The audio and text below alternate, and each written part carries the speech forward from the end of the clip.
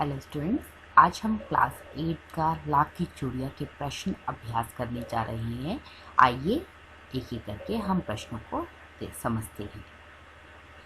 सबसे पहला जो प्रश्न है हमारे सामने वो क्या है, देखते हैं कि बचपन में लेखक अपने मामा के गांव चाव से क्यों जाता था और बदलू को बदलू मामा ने कहकर बदलू काका क्यों कहा कहता था।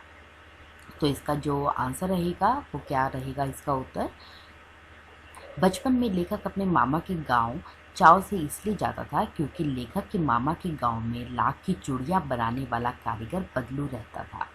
लेखक को बदलू काका से अत्यधिक लगाव था। वह लेखक को बहुत ढेर सारी लाख की रंग बिरंगी गोलियां देता था, इसलिए लेखक अपने गांव में वहाँ पर मामा के गांव में चाव से जाता था। गांव के सभी लोग बदलू को बद्दू काका न कहकर बद्दू मामा कहकर पुकारते थे। इसी कारण से लेखक भी बद्दू मामा ने कहकर बद्दू काका कहा करता था। आइए इसका क्वेश्चन समझते हैं इंग्लिश में। In childhood why did the author go to his maternal uncle's village चाव with full happiness and called Badlu not Badlu Mama and Badlu Kaka? So the answer behind this is, let's see. In the childhood, the authors enjoyed going to the maternal uncle's village because Badlu used to make a lot of colorful balls for him. The child's mind was fascinated by these things. Since Badlu belonged to the writer's maternal grandfather, he should be called Badlu Mama, but other children of the village called him Badlu Kaka. His sighted writer also called him Badlu Kaka. So I hope this question is clear to you. Let's start the next question. वस्तु विनिमय क्या है? विनिमय की पद्धति, प्रचलित पद्धति क्या है? प्रचलित का अर्थ होता है फेमस, तो इसका अर्थ क्या रहेगा? वस्तु विनिमय में एक वस्तु को दूसरी वस्तु देकर लिया जाता था। वस्तु के लिए पैसे नहीं लिए जाते थे, वस्तु के बदले वस्तु ली भी जाती थी। किंतु अब मुद्रा के चलन के कारण वर्तमान परिवेश सिचुएशन में वस्तु का लेन देन मुद्रा के द्वारा होता है। विनिमय की प्रचलित पद्धति पैसा है। सो क्वेश्चन क्या है हमारा? वस्तु विनिमय क्या है? What is barter? What is the popular method of exchange? The method of buying or selling something in exchange for something is called barter. Even today, people in villages buy other goods instead of food grains. Now, we buy things mostly in rupees, and this is the most popular exchange method. Before the commencement of the use of money, barter was used only. I hope this question is clear to you. Let's start the next question. Next question है हमारे पास, मशीनी युग ने कितनों के हाथ काट दिए हैं? इस पंक्ति से लेखक की क्या व्यथा की और संकेत किया है? व्यथा का अर्थ होता है पेन। आइए इसको देखते हैं। इस पंक्ति में लेखक ने कारीगरों की व्यथा की और संकेत किया है कि मशीनों के आगमन के द्वारा साथ कारीगरों के हाथ से काम धंधा छिन गया था, मानो उनके हाथ ही कट गए हों। उन कारीगरों का रोजगार इन पैतृक काम धंधों से ही चलता था। इसके अलावा उन्होंने कभी भी कुछ नहीं सीखा था। वे पीढ़ी दर पीढ़ी विद जनरेशंस अपनी इस कला को बढ़ाते चले आ रहे हैं और साथ में रोजी रोटी भी कमा रहे हैं। परंतु मशीनी युग ने जहां उनकी रोजी रोटी पर वार किया है, मशीनों ने लोगों को बेरोजगार बना दिया है। How many hands have the machine is cut off? In this line, which agony has the author indicated? The answer is, the only means of earning Badlu was to make lakh bangles.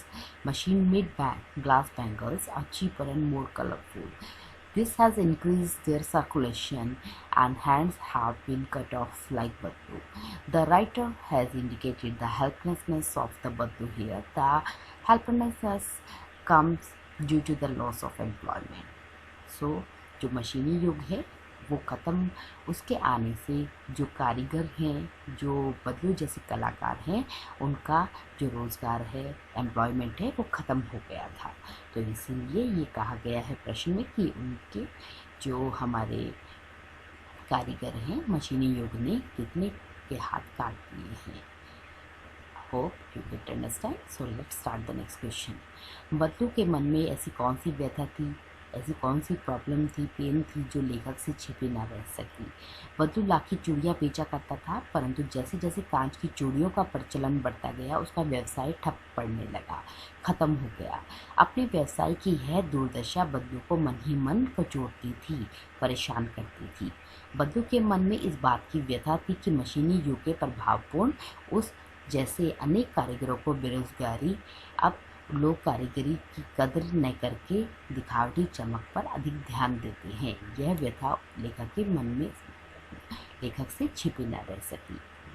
तो इससे हमें पता चलता है कि बदलू के मन में एक व्यथा थी कि जब से मशीनी युग आया है उसके परिणाम स्वरूप, उसके प्रभाव के कारण जो अनेक कारीगर हैं, बदलू जैसे कारीगर हैं, वो बेरोज़गार हो गए थे, अनएम्प्लॉयमेंट हो गए थे।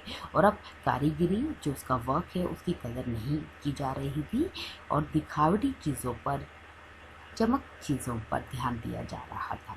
इसीलिए बदलू के मन में ये पीड़ा थी और यह व्यथा लेखक से छिपी ना रह सकती। What kind of anguish was there in Badlu's mind that could not remain hidden from the author?